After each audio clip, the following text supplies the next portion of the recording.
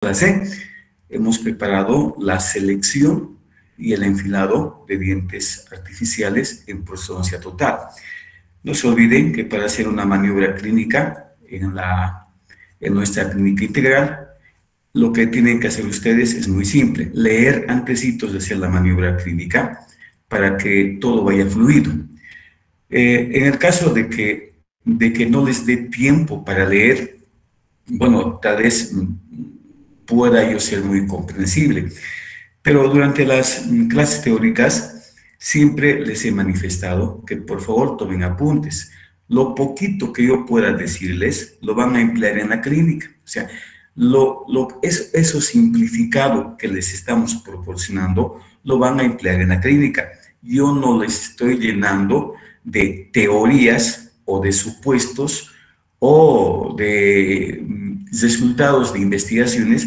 Lo que yo estoy tratando de hacer es proporcionarles los conocimientos básicos que puedan ser aplicados a su clínica o a su formación profesional. Es decir, la teoría, o sea, las clases teóricas podrían denominarse en proximidad a su práctica universitaria y a su práctica profesional posteriormente. Entonces, todavía no puede ser que a tantas recomendaciones no podamos conocer el paso, o sea, la teoría de ese paso que voy a hacer mañana en la clínica. Bueno, seguimos un poquito con esto de que voy a tomar el registro intermaxilar y lo primero que hago es colocar los dos rodetes. Entonces, pero si se les ha dicho que primero tienen que orientar el rodete superior, o sea, eso es lo más básico. Tienes que orientar el rodete superior de acuerdo a los criterios mínimos que les hemos expuesto. Por ejemplo, la plenitud del labio superior, por ejemplo, la visibilidad de los dientes anteriores, en el rodete, por supuesto, por ejemplo, la curva de la sonrisa, por ejemplo, los corredores bucales, para terminar al final con el plano de focus. Y en el inferior hemos manifestado claramente que tenemos que orientar, a pesar de que a ese rodete le hemos dado las dimensiones que se nos ha recomendado. En anterior tiene que estar a la altura del labio inferior y en posterior tiene que estar a la altura del ecuador lingual. Ahí va lo más esencial. O sea, si yo sé esos pasos, con seguridad que el día de mañana, cuando esté haciendo un posgrado, cuando esté haciendo una conferencia, cuando asista a una conferencia, seguramente voy a ser mejor preparado y seguramente voy a contestar alguna pregunta que se me haga. Entonces, vamos a empezar. No se olviden que estamos controlando la lista. Por eso es muy importante que todos ustedes asistan. Esa es obligación. La presencia suya en esta comunicación es obligatoria. La presencia mía, lógicamente, también es obligatoria, por supuesto. Pero si los dos nos desentendemos de nuestro trabajo, yo creo que no vamos a llegar a buenos frutos. Entonces, vamos a empezar y espero que ustedes puedan tomar apuntes, como siempre se les ha recomendado. Selección y enfilado de dientes anteriores y posteriores. ¿Qué aspectos tengo que tomar en cuenta para seleccionar la forma de los dientes anteriores? Puedo tomar en cuenta la característica somática general del individuo. O sea, dentro de esa característica somática general del individuo, llamado biotipología, hay diversos autores que tienen sus diferentes teorías. Pero no vamos a complicarnos mucho y vamos a decir que los individuos verticales son aquellos individuos que son delgados y que son altos. Estos individuos verticales, si quieren llámenlo leptosómicos, longilíneos, no importa, generalmente tienen la cara triangular. Entonces, si su paciente es un paciente alto, delgado, que tiene una cara de forma triangular, estos individuos tienen siempre dientes de forma triangular. Entonces, fíjense la gran coincidencia. O sea, siempre hay un enlace entre conceptos, hay un enlace entre teorías, hay un enlace en lo que nosotros vemos. Y en este caso, este enlace de la forma de los dientes anteriores está relacionada con la característica general que tiene el paciente. Entonces, los individuos largos tienen caras generalmente triangulares. ¿Qué tipo de dientes voy a elegir? Dientes de forma triangular. Ahora, los individuos que son bajos, bajos, y relativamente desarrollados en el plano horizontal, o sea, tienen una envergadura, no existe proporcionalidad, son bajitos y son relativamente robustos. Estos individuos, llamados también brevilíneos si quieren, o pícnicos también si quieren, no hay ningún problema, depende de la concepción teórica de la biotipología. Estos individuos tienen la cara de forma circular, tienen una cara que tiene una tendencia a las formas esféricas. Entonces, si ustedes analizan la forma que tiene el rostro, estos individuos generalmente tienen los dientes de forma ovoidal o de forma redondeada. Y miren un interesante aspecto. La relación incisal que tienen estos individuos leptosómicos es casi siempre vis a vis. ¿Entiendan eso? Es casi siempre vis a vis. En cambio, en el individuo leptosómico, la característica más importante es que tienen un gran entrecruzamiento vertical y algunas veces también un gran entrecruzamiento horizontal. Tienen un overbite o un overjet exagerado. Y estos individuos que son los pícnicos, su relación incisal es vis a vis. Entonces ya tengo algunas referencias para seleccionar la forma y también para poder determinar las características del enfilado de los dientes anterosuperiores y anteroinferiores. Bien. Entre estos dos extremos están los individuos que son los intermedios, el atlético. Estos individuos, generalmente, los que son equilibrados, comparten alguna característica leptosómico y alguna característica del técnico. ¿Por qué? Porque son equilibrados. Entonces, los rostros que tienen estos individuos atléticos son generalmente de formas cuadrangulares. Generalmente, bueno, esta es la teoría de la selección de la forma de los incisivos con relación al aspecto general de un individuo. Entonces, si su rostro es cuadrangular, estos individuos presentan dientes de forma cuadrangular.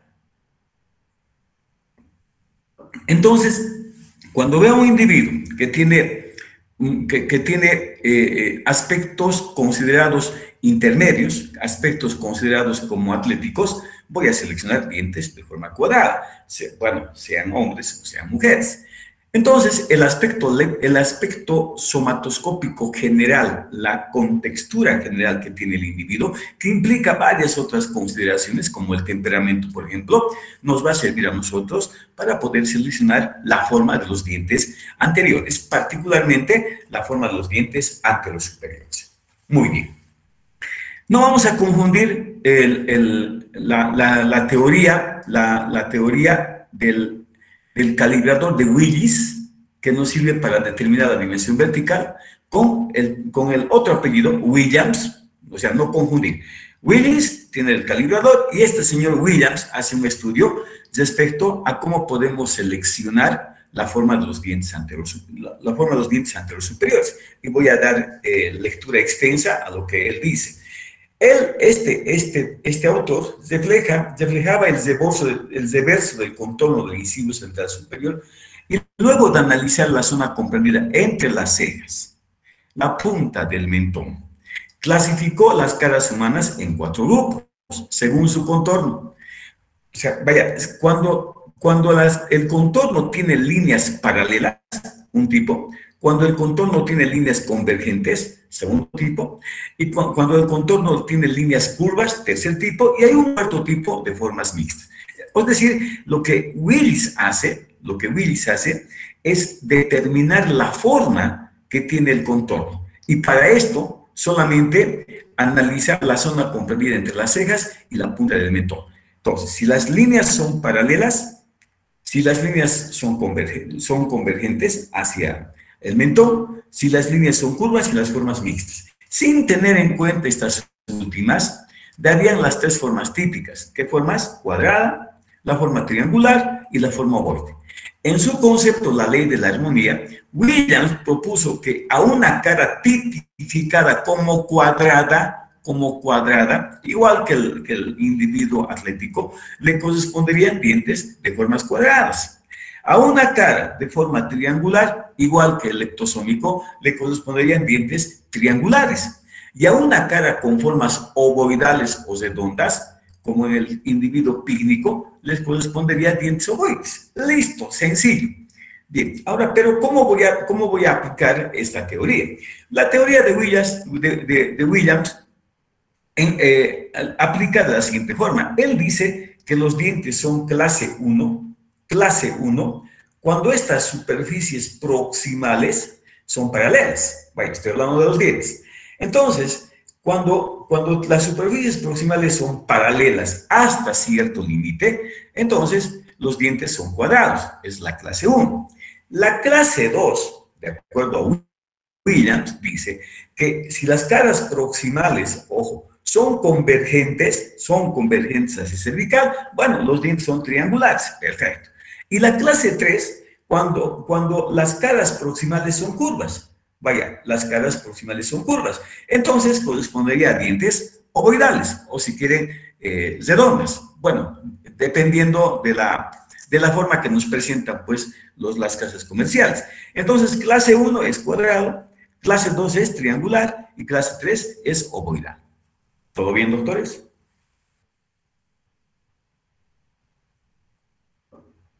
Sí, Sí, doctor. doctor. A ver.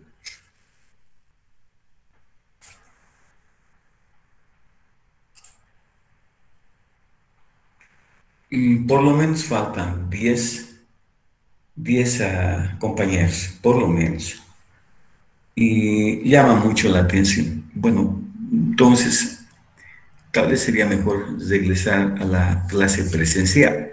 Bueno, todavía no tenemos la resolución para regresar a la presencialidad en nuestra facultad, pero seguramente en la segunda, en el segundo semestre, yo creo que sí vamos a regresar. Muy bien, vamos a continuar.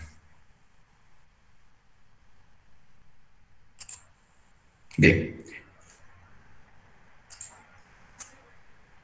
Entonces, ahí vamos. Si las líneas son paralelas, vaya, podemos tomar en cuenta la zona frontoparietal como referencia superior, la zona visigomática como referencia media y la zona bigoniaca, o si quieren, la zona que une los ángulos goniales o goníacos de la mandíbula. Entonces, si estas dos líneas son paralelas, el rostro es cuadrangular, y los dientes van a ser cuadrangulares. Pero puede ser en la forma mixta, que como dice Williams, que solamente sea paralela la zona comprendida del frontoparietal a la región visigomática. Vean, son paralelas. A partir de ahí son convergentes hacia el mentón. Entonces correspondería a formas cuadrangulares, triangulares, pero no nos vamos a complicar con esto. Si el rostro presenta lados, estas superficies, vaya, que unen esos tres puntos mencionados, la zona frontoparietal, la zona visigomática y la zona que une los ángulos de la mandíbula, si estas líneas que unen estas referencias son convergentes hacia el mentón, va a corresponder a formas triangulares. Y voy a seleccionar dientes de forma triangular. Por eso les decía que vean muy bien el contorno facial de su paciente. Ahora, pero si los lados, o sea, unen las tres diferencias antes mencionadas son convexas, corresponderían a dientes con formas convexas, ya sean ovoidales o ya sean esféricas. De eso prácticamente trata la teoría del señor Williams y no es un gran descubrimiento. Muy bien. Ahora, otra de las formas que nosotros podemos emplear para la selección de la forma de los incisivos es ver el contorno del paladar. Vaya, el contorno, si quieren, de la región de los rebordes desdentados. Si estos rebordes desdentados tienen superficies convergentes hacia la papila palatina, por ejemplo, corresponderían a formas triangulares. Vaya, bueno, de bordes de forma triangular, junto con el contorno palatino. Entonces, si yo observo este contorno en el paladar, inmediatamente voy a suponer que los dientes que van a ser seleccionados van a ser dientes de forma triangular. Ahora, si los contornos del paladar junto con el de borde tienen lados paralelos o casi paralelos, vaya, que asemejan a un cuadrado, voy a seleccionar dientes de forma cuadrangular.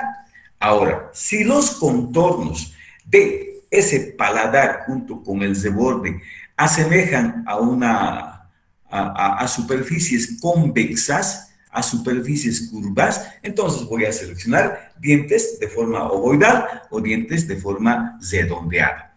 Entonces, tengo tres parámetros, las más sencillas para seleccionar la forma de los dientes de los incisivos superiores.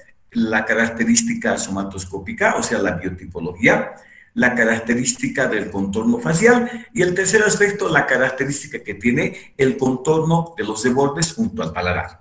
Y no me olvido de eso y voy a aplicar esta concepción teórica a la hora de seleccionar la forma de los dientes anteriores, particularmente de los incisivos. Muy bien.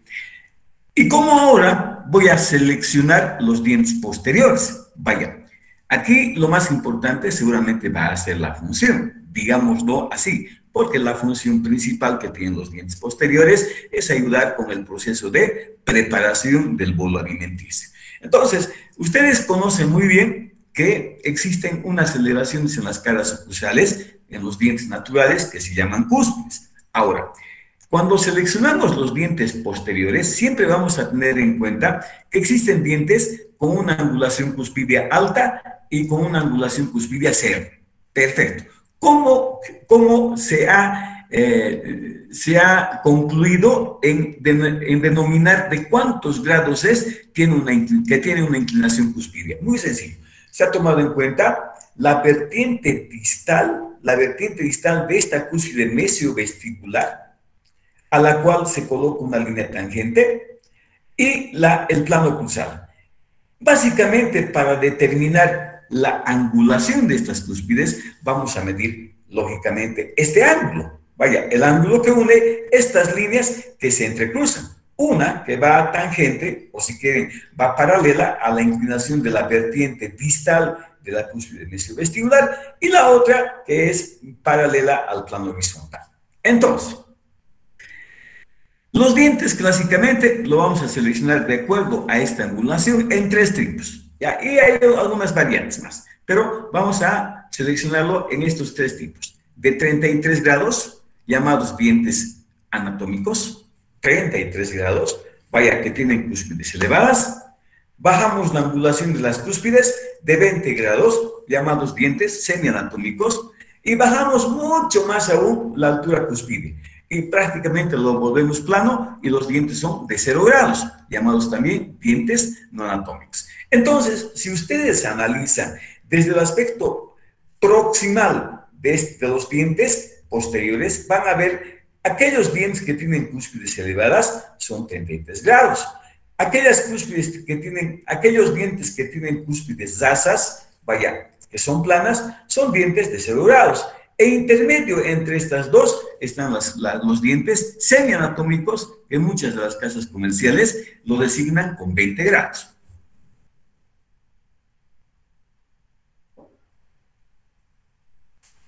Entonces, ¿qué factor voy a tener en cuenta? ¿Por cuándo voy a seleccionar el de 33, el de 20 o el de 0 grados? Bueno, también está ahí el de 10 grados, también está el de 30 grados, pero nosotros vamos a especificar 33, 20 y 0 grados. ¿Cuándo voy a seleccionar de 33 grados, de 20 grados o de 0 grados? Bueno, existen una gran cantidad de propuestas que nos puedan permitir seleccionar la angulación cuspidea. Pero como son muchas estas concepciones teóricas, voy a pasarles solamente dos aspectos. La primera de ellas es la inclinación de la guía condyle. ¿Qué significa inclinación de la guía condyle? Bueno, la inclinación de la guía condyle no es nada más que la inclinación que tiene la parte distal de la raíz transversa del cigomo. Esta inclinación. Si a esta inclinación lo vamos a relacionar con la inclinación que va a tener las cúspides. Perfecto. Si la inclinación es grande, vaya, que el cóndilo se desliza casi verticalmente, va a corresponder a dientes con cúspides altas. Perfecto. Si la inclinación de esta guía condilia es relativamente baja, va a corresponder a dientes con inclinaciones cuspídeas bajas. Entonces, puede ser, pero esto es muy difícil que yo lo determine en la clínica, ¿verdad?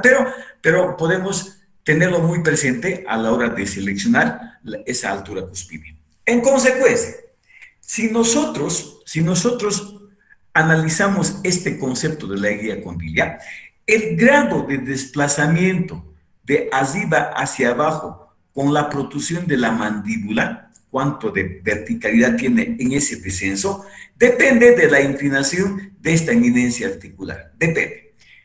O sea, que yo o que ustedes vamos a relacionar esta inclinación que tiene la guía condilia con la inclinación que tienen las cúspides, de la siguiente manera. Esperemos que sí me puedan entender. Si la inclinación es relativamente baja, vaya que el cóndilo no desciende demasiado, la altura cuspidea lógicamente va a acompañar este movimiento protrusivo. Por lo tanto, las cúspides van a ser menores, vaya, dientes de 20 grados aproximadamente. Ahora, pero, si la inclinación de la guía condilia es verticalizada, pueden ver cómo este cóndilo va a descender casi inmediatamente y en una mayor extensión comparada con la anterior. Si esta guía condilia es alta, si quieren, va a corresponder a cúspides que sean altas. En consecuencia, los dientes que se van a seleccionar son dientes de 33 grados. Entonces, para que no me olvide, la inclinación de la guía condilar puede ser tomado para la selección de esa angulación cuspidea. Si la inclinación cuspidea es ala o es baja, va a corresponder a dientes, bueno, de menor altura cuspidea. Si la inclinación de esta guía condilia es vertical, es extensa, va a corresponder a dientes que sean anatómicos de aproximadamente 33 grados. ¿Todo bien, doctores?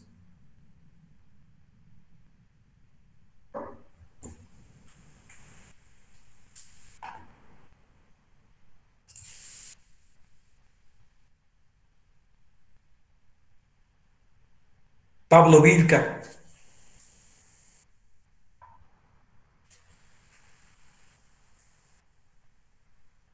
Pablo Vilca, ¿tiene alguna pregunta?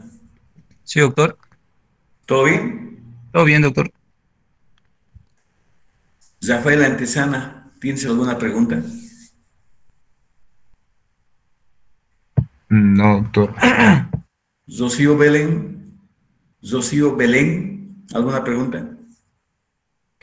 Doctor, buen día, no, está todo claro. Zaida García Mejía, ¿alguna pregunta? Doctor, ¿podría volver a repetir sobre lo que son las inclinaciones, por favor? Ok.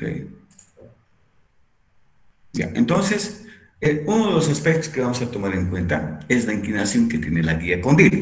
Perfecto. Y por sus conocimientos en oclusión, ustedes saben que la inclinación condilia determina el grado de separación que tiene la mandíbula. O sea, si la inclinación cuspidea es verticalizada o es empinada, la mandíbula se va a abrir en mayor extensión. ¿Eso qué quiere decir? Que los dientes que voy a elegir van a ser dientes que sean anatómicos. Si esta inclinación cuspidea, o diría la inclinación de la guía condilar es baja, lógicamente la mandíbula se va a abrir en menor extensión. ¿Por qué? Porque la guía condilia es relativamente baja. ¿Y qué va a corresponder? A dientes semianatómicos generalmente. Bien, primera consideración, la guía condilia. Guía condilia alta, cúspides altas. Guía condilia baja, cúspides bajas. Perfecto. Vamos a ver, ahora analizar el segundo aspecto que sí podemos aplicar. Y esta se refiere a la característica que tienen los rebordes desdentados en un corte sagital. Si los rebordes desdentados tienen, ojo, tienen superficies prominentes, si son relativamente anchos, si son relativamente altos, vamos a hacer una correspondencia. Las inclinaciones cuspídeas van a depender también de la forma que tiene el contorno del reborde. Si el contorno del reborde en este corte sagital es alto y es ancho, entonces vamos a seleccionar dientes que sean de 33 grados, dientes anatómicos. Cuanto más reabsorbido sea, en este caso, por ejemplo, fíjense, tiene muy buenos rebordes, superior e inferior, adecuados. En estos casos, vamos a seleccionar dientes que sean totalmente anatómicos. Perfecto.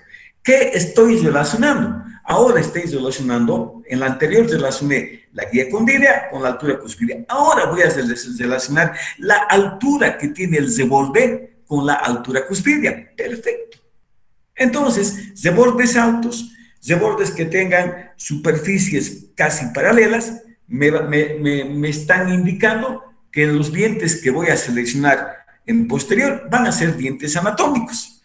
Ahora, si los rebordes ya son medianamente reabsorbidos, tengo que bajarle la angulación de esos dientes posteriores y voy a elegir dientes semianatómicos, por ejemplo, para estos casos, y voy a elegir dientes de 20 grados. Ahora, generalmente nuestros pacientes que vienen a nuestra clínica no tienen pues rebordes tan prominentes. Generalmente vienen con rebordes reabsorbidos. Entonces, el consejo es que podemos seleccionar en estos pacientes dientes de 20 grados. Después vamos a ver por qué. Ahora, si los rebordes, como en este caso, son planos, no me conviene elegir ni dientes anatómicos ni dientes semianatómicos. ¿Qué dientes voy a elegir? Dientes no anatómicos. Entonces, hago la siguiente conclusión. Digo, los rebordes altos, bueno, son altos, tienen paredes largas, casi paralelas. Entonces, estos rebordes me van a ayudar a contrarrestar el movimiento horizontal de la placa. Por lo tanto, voy a elegir dientes anatómicos. Si los rebordes son planos, bueno, no puedo elegir dientes anatómicos. ¿Qué dientes voy a elegir? Voy a elegir dientes no anatómicos. Y voy a decir, cuanto más bajo es el reborde en altura, ojo, más bajo va a ser la altura cuspidea. Entonces, entre estos dos extremos están los moderadamente reabsorbidos, donde voy a elegir los dientes semianatómicos. Perfecto. Entonces, ahí van los dientes con una angulación cero. Vaya, dientes no anatómicos. ¿En qué caso lo voy a elegir? En rebordes planos. También lo puedo elegir en rebordes en filo de cuchillo. Esas dos indicaciones. No vamos a complicarles mucho en este aspecto. Lo que yo quiero es que esta síntesis que les estamos pasando pueda ser aplicado en la clínica. Vaya, yo no les estoy pidiendo que me hagan un resumen del capítulo de un libro. Yo no les estoy pidiendo que me lean el capítulo de un libro. Lo único que les estoy pidiendo es que lo que se les está transmitiendo pueda ser grabado en sus mentes. Eso es lo único que les pido. Entonces, tengo dientes anatómicos de 33 grados, tengo dientes no anatómicos de 20 grados y tengo dientes semianatómicos de 20 grados y tengo dientes no anatómicos de 0 grados. 33 grados anatómicos, 20 grados semianatómicos y dientes 0 grados no anatómicos. Perfecto. Solamente voy a tomar en cuenta esa consideración para la selección de la altura cuspidea. Muy bien. Ahora veamos algo sobre el fundamento del por qué se eligen los dientes anatómicos y no anatómicos. Y para eso voy a dar lectura a esta concepción teórica que lo extraje de un libro. Entonces, la desventaja de los dientes anatómicos es que la presencia de las cúspides proporcionan empujes horizontales. ¿Qué quiere decir esto?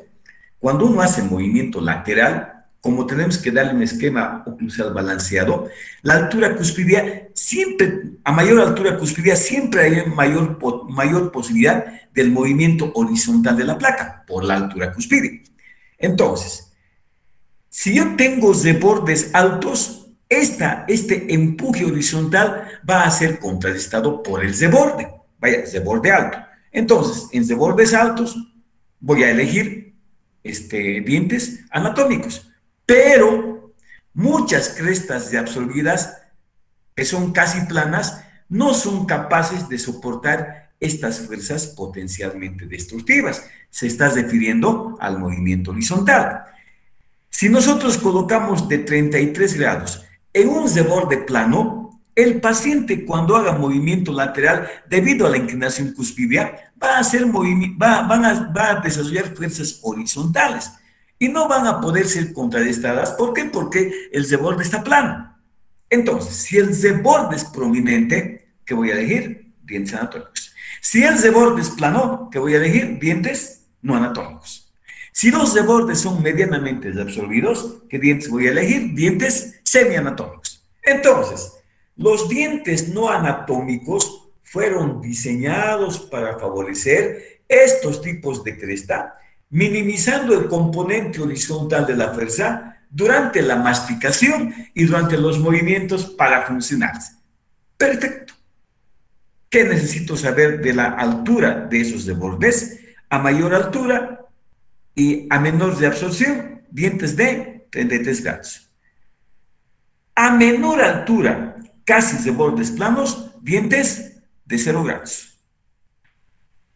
A bordes situados en el medio o en los dos extremos antes mencionados, relativamente o moderadamente absorbidos, que dientes semianatómicos de 20 grados. Entonces, he ahí las razones por las cuales vamos a elegir los dientes artificiales posteriores en cuanto a la inclinación de las cúspides. 33 grados, de 20 grados y de 0 grados. Perfecto, espero que esté siendo bastante claro en esta exposición. Bien, pero sin embargo, tenemos que tener en cuenta también algunas guías que nos puedan permitir enfilar los dientes, particularmente los anterosuperiores, teniendo el principio de aquello que es personalizado, que es propio, que nuestros dientes encajen a esa individualidad que tiene un determinado paciente. Y para eso es interesante, como guía, aplicar un principio que se llama el principio embriogenético de la armonía dentofacial. Y el maestro que estudió esto apellida Herber, y lo van a ver en algunos libros. Esta teoría embriogenética relaciona cómo los 4 incisivos superiores presentan una vinculación entre las proporciones y disposición de la raíz nasal con la base nasal. Bueno, voy a leer. Los incisivos superiores se desarrollan a partir de la prolongación frontonasal, por lo que existe una vinculación entre las proporciones y disposición con la raíz y base nasal. En palabras más sencillas, la disposición que tienen los 4 incisivos superiores tiene una relación con la disposición que tiene la base nasal y la raíz nasal. Perfecto. ¿Y cómo voy a determinar esto? Bueno, ahí vean una paciente que hicimos, no me acuerdo el año, pero esta disposición de los 4 incisivos superiores va a estar relacionada directamente con las proporciones y la disposición que tiene la base nasal y la raíz nasal. Muy bien. Y para eso, Herber aplica 3 principios o 3 postulados. El primer postulado dice, no me voy a olvidar, que el ancho de estos 4 incisivos siempre va a estar igual al ancho de la base nasal. Ojo, no estoy hablando de la parte externa del ala de la nariz, estoy hablando de la base nasal, donde se está implantando, pues, el ala nasal. Entonces, si tengo una base nasal corta, vaya, de poca proporción, que es delgada, si quieren. Los cuatro incisivos tienen que encajar dentro de esa anchura. Por lo tanto, no va a haber mucha diferencia entre el ancho de los cuatro incisivos. Ahora, si la base nasal es ancha, como en este caso, lógicamente, en esta base nasal tiene que encajar los cuatro incisivos. Vale decir que los incisivos centrales superiores serán un poquito más grandes que los incisivos laterales. Pero la idea del primer postulado es que los cuatro incisivos van a corresponder siempre a la anchura de la base nasal. Perfecto. Entonces, cuanto más ancho es la base nasal, mucho mayor va a ser la longitud mesodistal de los dientes anteros superiores. No se olvide, primer postulado. Veamos ahora bueno, ahí va. Nosotros bajamos una línea del implante del ala nasal en ambos lados y estos cuatro incisivos deben entrar perfectamente entre estas dos líneas. Pero ¿y por qué les explico eso? Para que ustedes puedan darle cierta caracterización individual a las placas de acuerdo a las características faciales que tenga su paciente. Entonces, estos cuatro incisivos van a encajar exactamente, si seguimos la teoría embriogenética del señor Herbert, su primer postulado, con el ancho de esta base nasal. Muy bien. Veamos ahora el segundo postulado. Sencillito. En el segundo postulado no es nada más que una comparación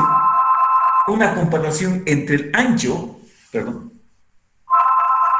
es nada más que una comparación entre el ancho que tienen los incisivos con el ancho de la base nasal y el ancho de la raíz nasal. Entonces, esta teoría que dice, a esta base nasal, a la base nasal lo voy a comparar con los incisivos centrales. Y a esta raíz nasal lo voy a comparar con los incisivos laterales. Entonces, si no existe mucha diferencia entre la base nasal y la raíz nasal, entonces va a haber poca diferencia, va a existir poca diferencia entre el ancho de los incisivos centrales y los incisivos laterales.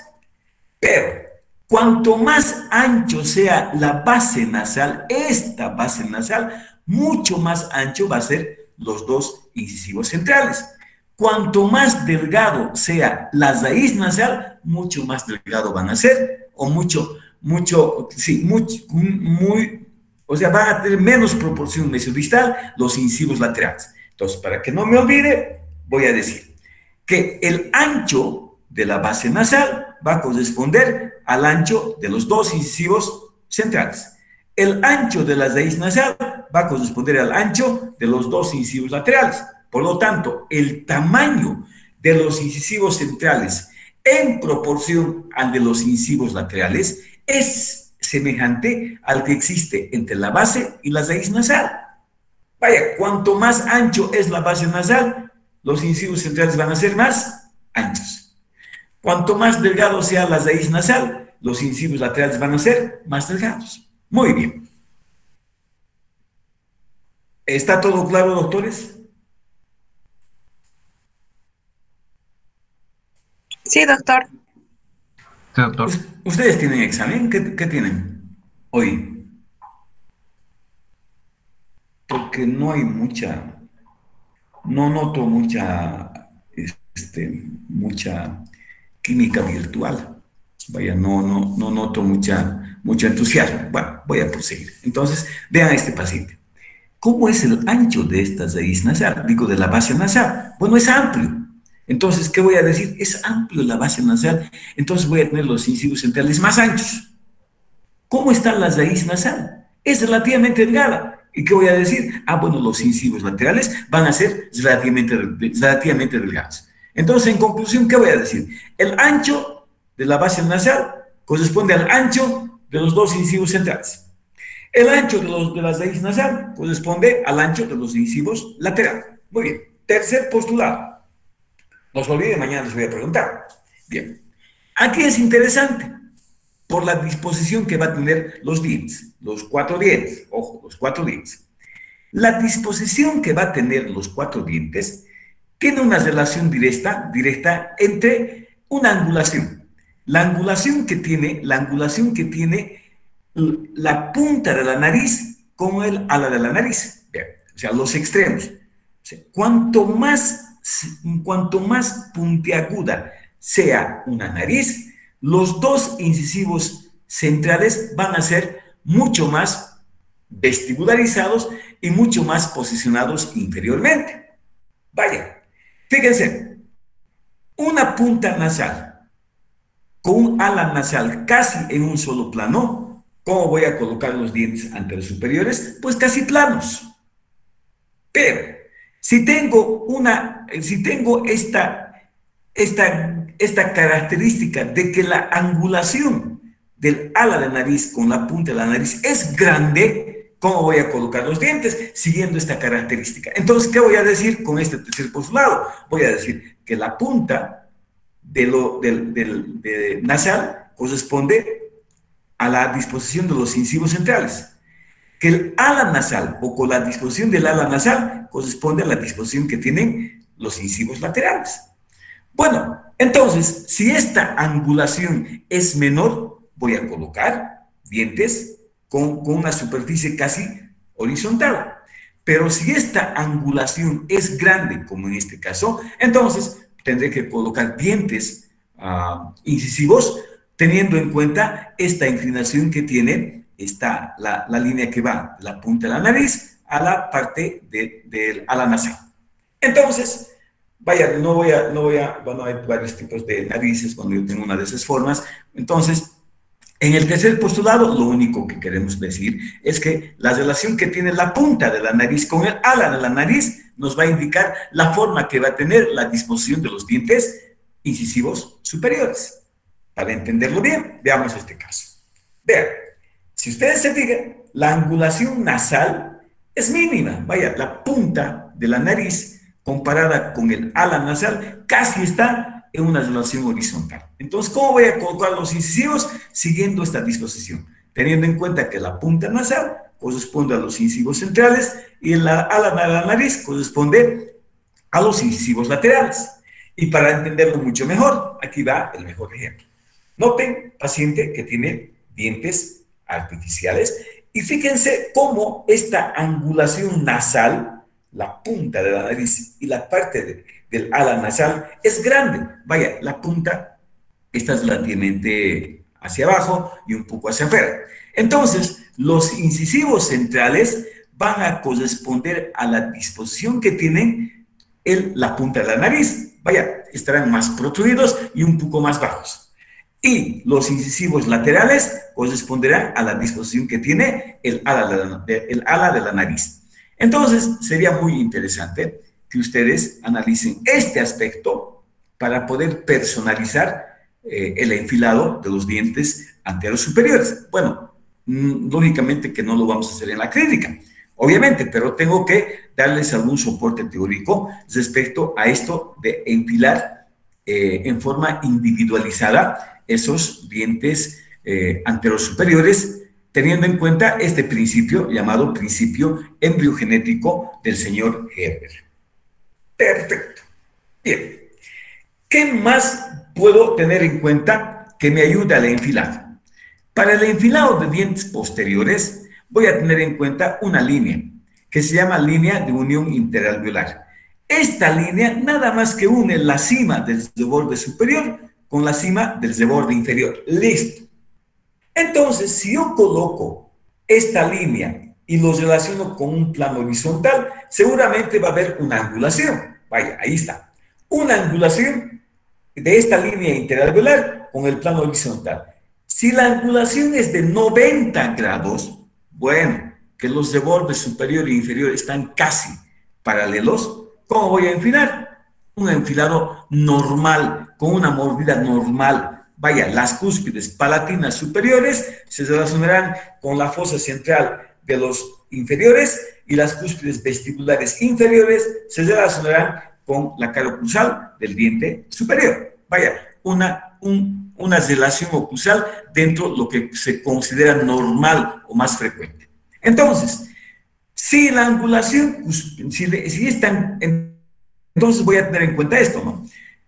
Cuando tengo una angulación de 90 grados, entonces voy a pedir al técnico, obvio, que las cúspides palatinas de los superiores entren en contacto o con las fosas centrales o de bordes marginales del inferior, pero al mismo tiempo tengo que ver que las cúspides vestibulares inferiores tomen contacto con las fosas o los de bordes marginales de los dientes superiores. Esta es una relación oclusal, digamos, normal, la que más frecuentemente se presenta. Pero, para poder entender un poquito este aspecto, al igual que lo que se habla en oclusión, vamos a tener en cuenta dos tipos de cúspides activas y cúspides pasivas. ¿Cuáles son las cúspides activas en el superior? Las palatinas. ¿Cuáles son las cúspides activas en el inferior? Las vestibulares. Las pasivas en el superior son las vestibulares y las pasivas en el inferior son las linguales. Entonces, si la línea interalveolar es de 90 grados, voy a enfilarlo con la característica normal, vaya, la más frecuente, que las palatinas superiores con la parte central inferior y que las vestibulares inferiores se relacionen con la parte central de la cara oclusal del diente superior. Perfecto. Espero que me estén entendiendo y voy a tener esta característica del enfilado. Mis cúspides pasivas van a ser las vestibulares superiores y en el inferior van a ser las cúspides linguales. Y esta es la característica de enfilado cuando la línea interalveolar tiene una angulación ¿de cuántos grados, doctores? 90. Exactamente, de 90 grados. Perfecto. Bueno, cuando estamos en la clínica integral, llevé mi paralelómetro y se acerca, no sé si será de su curso, no tengo idea, y viene y dice, esto también tiene mi doctor. Y pronuncia un nombre y se va la señorita, la doctora. El hecho está de que yo no llevo ahí por presumir un determinado artificio o un determinado aparato. Lo llevo para que me pueda servir durante el proceso de enseñanza. A mí no me interesa, o sea, me interesa más lo que yo hago, no lo que otros hacen. Lógicamente que todos tienen que disponer de su paralelómetro y tienen que enseñar a usar un paralelómetro, pero semejante comentario de la señorita, de la doctora, yo creo que me dio un poco de risa, pero no lo respondí y se fue. No sé si es del curso suyo o es de cuarto año, no entiendo. Entonces, ahí va. La angulación interalveolar 90 grados, la relación oclusal va a ser casi normal. Cúspides vestibulares y cúspides palatinas activas relacionándose con las partes centrales de las caras oclusales antagonistas. Lógicamente, palatinas son superiores, las activas, y vestibulares inferiores son las activas. Ahora, cuando la línea interalveolar es menos de 90 grados, de 70 grados, por ejemplo, donde hay una diferencia de tamaño del borde superior o del maxilar superior desdentado y del maxilar inferior desdentado, si esta angulación es de 70 grados, la relación que va a tener las superiores con las inferiores va a cambiar. Vaya, ¿por qué? Porque no puedes. Tendríamos que sacar demasiado los dientes posteriores para tener una relación como la anteriormente mencionada. En estos casos, nuestra relación o nuestro enfilado va a ser en mordida cruzada posterior. Entonces, fíjense que la relación que tienen las cúspides activas ya cambia. ¿Cuáles van a ser las cúspides activas en el superior? A ver, ¿alguien me puede decir?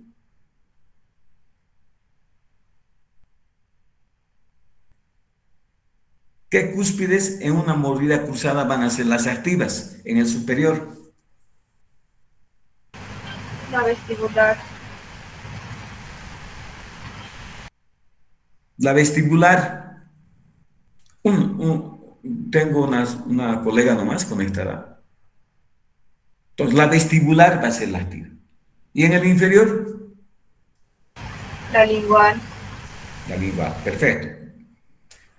Tengo, está muy atenta nuestra colega. Entonces, cuando la angulación de esta línea interalveolar es de 70 grados o 90 grados o menos, nuestra relación que van a ver los dientes posteriores va a ser de mordida cruzada posterior. Ojo, les estoy dando algunas guías para que ustedes puedan notar estos aspectos cuando manden a su técnico para la enfilada.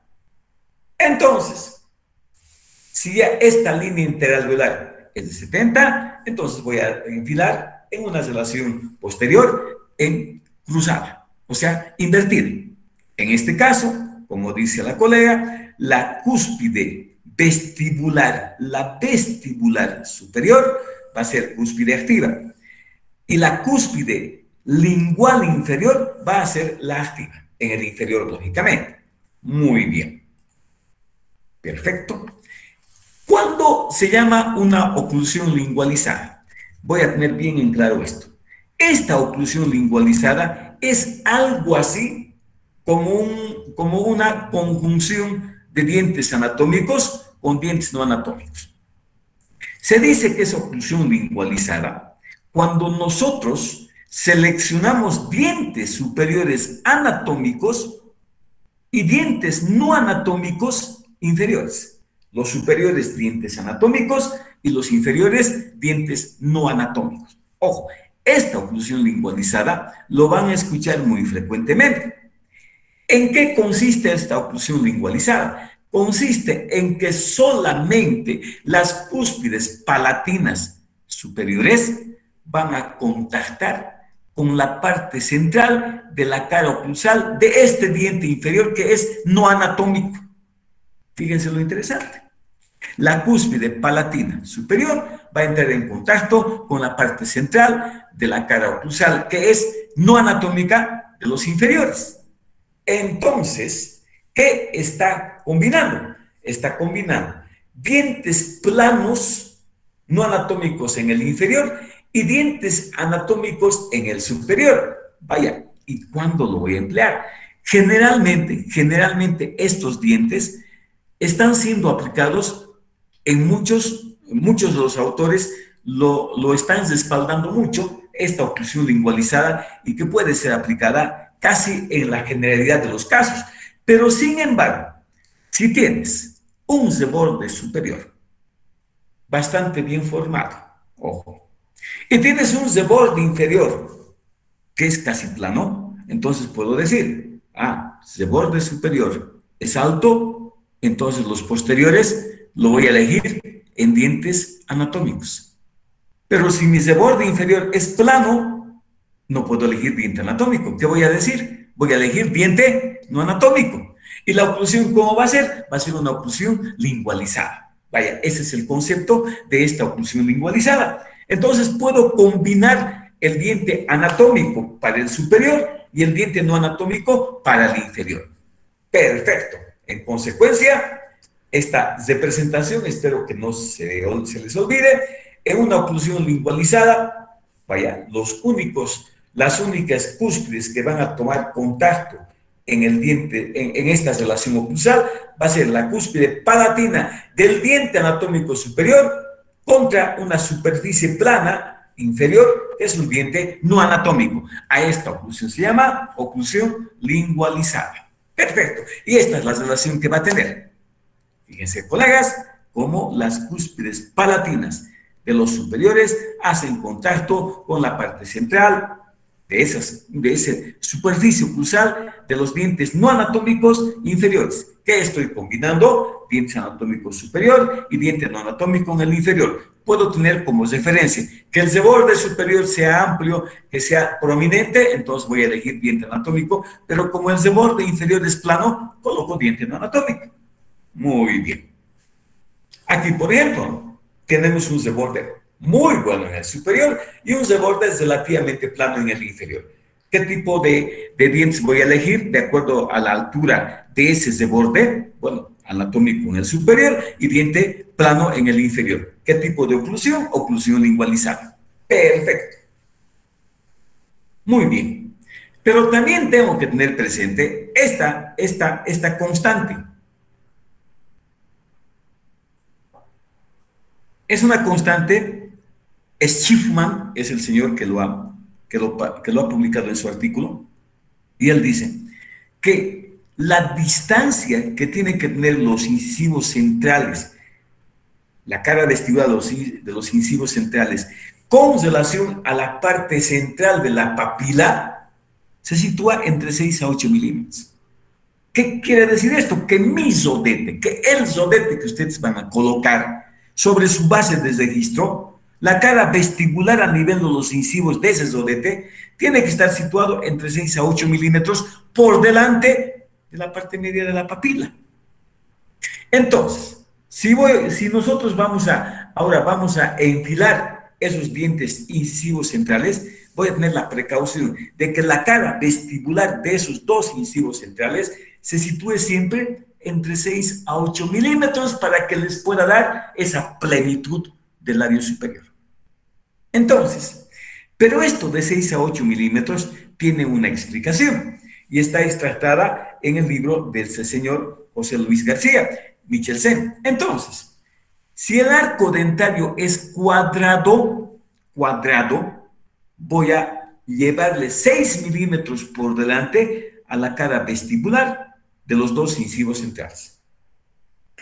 Si el reborde tiene forma ovoidal, voy a llevar a los incisivos a 7 milímetros con relación a la papila. Pero si ese reborde tiene una forma triangular, voy a tener que llevar a unos 8 milímetros a esos incisivos con relación a la parte media de la papila. Entonces, arco dentario cuadrado, 6 milímetros. Arco dentario, reborde desdentado cuadrado, 6 milímetros. Reborde desdentado ovoide, 7 milímetros. Reborde desdentado triangular, 8 milímetros. Listo. Voy a tener presente siempre esto si quiero lograr esa plenitud del labio superior, como hemos mencionado en eso de orientar el zodete superior junto con su base, donde conversamos sobre la primera característica, la plenitud del labio. Y hemos hablado de una angulación, que es la angulación nasolabial. Entonces, generalmente, esta angulación nasolabial tiene que ser de 90 grados, tal cual hemos explicado. Muy bien. Otra característica que nos va a ayudar mucho en el enfilado de los dientes posterior inferiores se llama constante de Pont. Este señor hace un interesante hallazgo. Él dice, en los pacientes que tienen dientes naturales, hay una constante de que estas cúspides linguales inferiores están siempre ubicados en este triángulo de base posterior y un vértice anterior. Entre estas dos líneas va a estar ubicada las cúspides linguales de los dientes posterior inferiores. ¿Y cómo sacamos esta línea? Desde la parte mesio-incisal, que va a ser nuestro vértice, trazamos dos líneas, una que contacte con la parte externa de la papila piriforme y la otra que contacte con la parte interna de la papila piriforme. ¿Qué forma tiene? Triangular. Dentro de estas dos líneas tiene que estar ubicada nuestras cúspides linguales inferiores. ¿Pero por qué? Porque así dicta la naturaleza, porque es una constante que se ha tomado en cuenta en los pacientes que tienen dientes naturales. Entonces, si yo quiero tener un muy buen efecto biomecánico de ese enfilado, tendré que tener en cuenta esta constante, por ejemplo, que se llama la constante de Pont. Perfecto. Bien, ¿cómo vamos a seleccionar ahora el ancho? Ese ancho de los dientes anterosuperiores. Medida del ancho interalar. ¿Qué dice esta medida? Este método, afirmado por estos dos autores, utilizado en pacientes edéntulos, puede ser aplicable con la realización de un rodete en cera al momento de la prueba en boca. Y sirve para determinar el ancho de los dientes anteriores, es decir, de canino a canino. se realiza trazando una línea imaginaria desde el ala de la nariz hacia abajo, donde el rodete de cera debería corresponder a la punta de la cúspide del canino. Perfecto. Entonces, estos dos autores hacen este hallazgo, 1981, o sea, hace muchos años, ¿no? Entonces, la medida del ancho interalar me va a dar la medida aproximada del ancho de los 6 dientes anteros superiores. ¿Y cómo voy a hacerlo? Bueno, ahí va, hagas una reglita, voy a trazar una línea desde la parte externa del ala nasal, pero paralela a la línea media, y lo marco. Trazo otra línea, igual, y lo marco. Bien, ahora, pero estas líneas bajadas corresponden a la punta de la cúspide del canino. Vaya, lo parten en dos al canino. ¿Qué tengo que hacer para que la medida sea la correcta? Porque no voy a tomar los catálogos, no te toman en cuenta el ancho de los 6 dientes anteros superiores, tomando en cuenta la parte media del canino, te toman en cuenta la parte distal del canino. Entonces, a cada lado de esta medida, lo voy a aumentar 2.5 milímetros, o 1.5 milímetros, no importa, 1.5 o 2.5.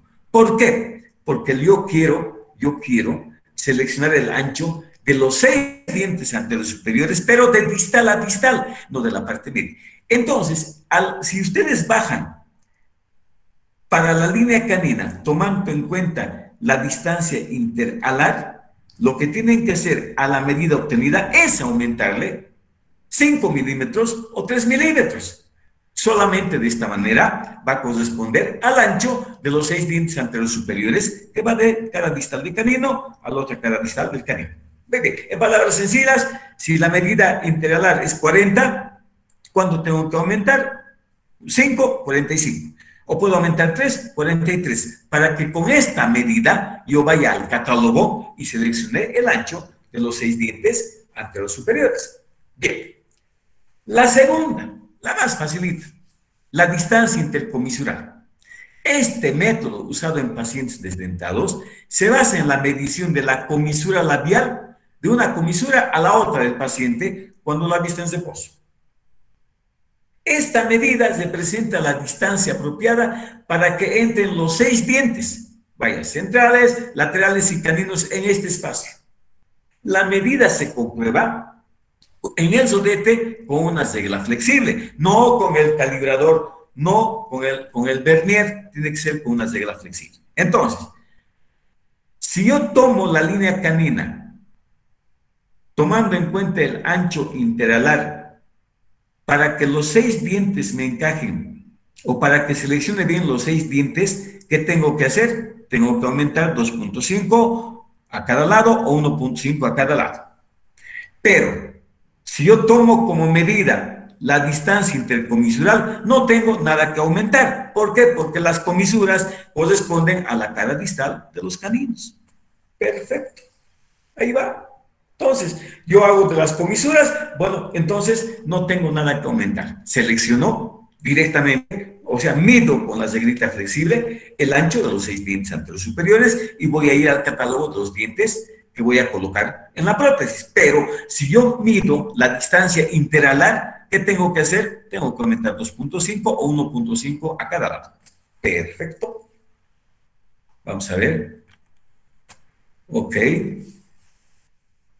Pero, por si acaso, todo está registrado. Deberían de estar todos. O sea, tienen que estar todos. Yo me doy cuenta muy bien que muchos, hasta yo, ¿no? Tengo una conferencia ahí que es aburrida, no me gusta, lo dejo prendido y hago otras actividades. Y justamente ayer me percaté de eso, ¿no? Porque alguien estaba dando una clase y nosotros haciendo nuestro trabajo en la clínica. Pero está bien, pero deberían de estar presentes. Todos. Yo les agradezco a ustedes que están en línea por tener esta conversación, esta charla, este intercambio de conocimientos, aunque yo sea activo y ustedes sean pasivos en este momento. No olviden que el día de mañana ustedes van a estar en la facultad, muchos de ustedes van a ser docentes, todos van a ser profesionales exitosos, pero para eso, para llegar a eso, solamente se requiere estudio, estudio, estudio y estudio. Y eso es la única forma de poder sobrellevar o llegar al éxito, si así lo queremos llamar. Muy bien, vamos a continuar un poquito más. Perfecto. Bueno, pero ¿y yo por qué tengo que complicarles mucho con teorías como, por ejemplo, el índice bisigomático de Sears o los índices de House y Law? Si esto no lo voy a aplicar, vaya, pero si yo voy a hacer un posgrado, sí tengo que conocerlo, ¿no? Pero no voy a hablar mucho de esto, porque yo sé que en el examen uno puede preguntar, a ver, explíqueme la teoría, que esto, que lo otro, pero si yo no lo voy a aplicar en la clínica, prácticamente no tiene mucho sentido. Pero si yo voy a investigar posteriormente, bueno, sí, ahí sí tiene mucho sentido. Ahí tenemos el índice bisigomático de Sears, donde dice que el ancho del incisivo central superior corresponde a 19avo de la distancia bisigomática. ¿Sí? O sea, uno lo divide en 18 partes la anchura bisigomática y uno de esas partes corresponde al incisivo central. El índice de Lee, igual, el índice de House y Law, no lo voy a leer. Vamos a pasar inmediatamente a aquello que vamos a aplicar. Entonces, ¿qué vamos a hacer ahora? Si esta línea fue bajada del ala de la nariz, para que yo pueda seleccionar bien los dientes anteros superiores, ¿qué tengo que hacer? Aumentar 2.5 o 1.5 a cada lado. Pero si esta línea es bajada de la comisura, no tengo que aumentar nada, porque a nivel de las comisuras se ubican la cara distal de esos caninos. ¿Y cómo voy a seleccionar ahora? Bueno, pues sencillo, ¿no? Ahí va. Sencillito. Muchos de ustedes, bueno, los que están ya en el enfilado, se extrañan, ¿no? O sea, les causa extrañeza que yo no les diga, ya puedes mandar para enfilar. Es extraño, tal vez para ustedes, decirles, no, trae el catálogo de los dientes que tú vas a colocar. Y vamos a seleccionar la forma y el ancho de los 6 dientes anteriores superiores. Y ese ancho va a tener una correspondencia con los dientes anteriores inferiores y va a tener una correspondencia con el ancho de los dientes posteriores. La misma, en el mismo catálogo, en el mismo folleto está la tablita de conversión que ellos tienen. Entonces, ¿qué es lo primero que voy a determinar para seleccionar la forma? Bueno, encajar el rostro. Circular, triangular, cuadrangular, y cada catálogo tiene estas 3 formas.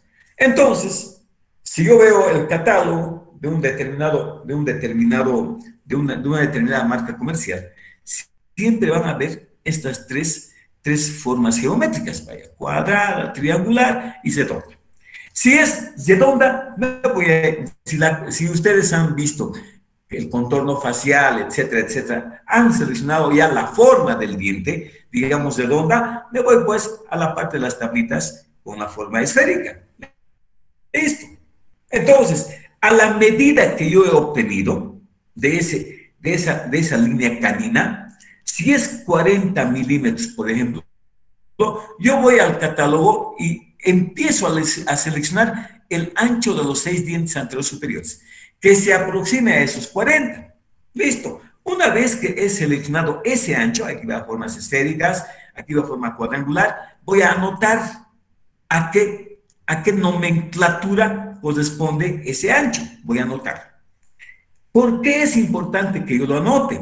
Porque gracias a la selección de ese ancho con un determinado código de la casa comercial, yo voy a ir a la tablita que tiene cada catálogo y voy a seleccionar los dientes superiores, posteriores y los dientes superiores inferiores. Listo. Entonces, una vez que nosotros hemos seleccionado los dientes superiores, lógicamente la misma tablita ya te dice a qué dientes inferiores corresponde.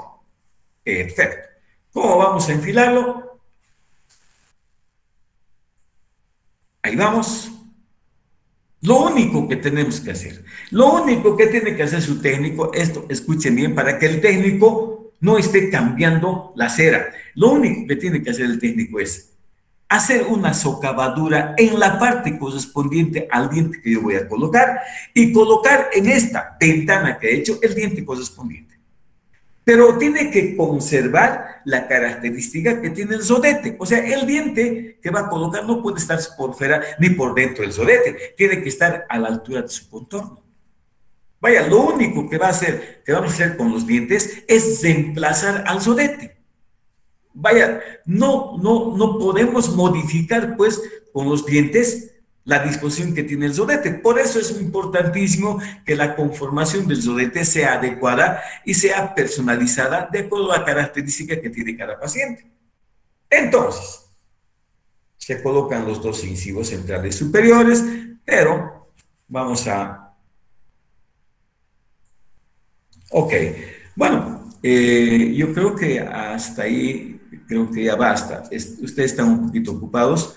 Tal vez tienen algún examen, no sé cuándo es el examen de prostodoncia removible. Por favor, en Telegram me pueden avisar, y de prostodoncia fija. Doctores, muchas gracias por la atención dispensada. Espero que lo que les haya transmitido pueda ser útil en su práctica en la clínica integral y en su práctica profesional. Doctores, muy buenos días. Buenos días, doctor. Hasta luego. Doctor. Hasta luego, doctor.